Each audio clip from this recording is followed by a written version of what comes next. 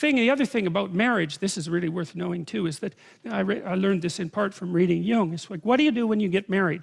That's easy. You take someone who's just as useless and horrible as you are, and then you shackle yourself to them. And then you say, we're not running away, no matter what happens. Yeah, well, that's perfect, because then you don't get to run away. And the thing is like, if you can run away, you can't tell each other the truth. Because if you tell someone the truth about you and they don't run away, they weren't listening.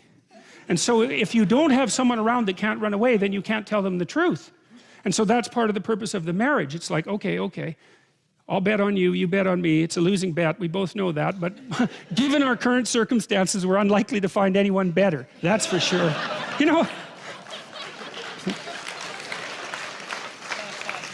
there's two things that come off of that. One is, you know, people are waiting around to find Mr. or Mrs. Right. It's like, here's something to think about, man, to put yourself on your feet right. If you went to a party and you found Mr. Right, and he looked at you and didn't run away screaming, that would indicate that he wasn't Mr. Right at all, right? It's like the old Nietzschean joke, if someone loves you, that should immediately disenchant you with them.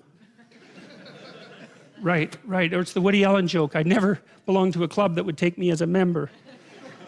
So that's a very interesting thing to think about. And so you're going to shackle yourself to someone who's just as imperfect as you are. And then the issue is you might be in a situation where you can actually negotiate, because you might think, well, there's some things about you that aren't going so right, and there's some things about me that aren't going so right, and we're bloody well stuck with the consequences for the next 50 years. So we can either straighten this out, or we can suffer through it for the next 5 decades. And you know, people are of the sort that without that degree of seriousness, those problems will not be solved. You'll leave things unnamed, because there's always an out. It's like, and it's the same thing when you're living together with someone. You know that people who live together before they're married are more likely to get divorced, not less likely. And the reason for that is, what exactly are you saying to one another when you live with each other? Just think about it. Well, for now, you're better than anything else I can trick. But I'd like to reserve the right to trade you in.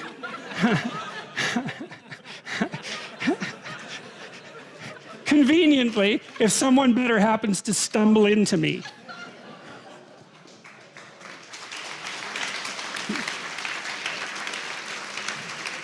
Well, how could someone not be insulted to their core by an offer like that?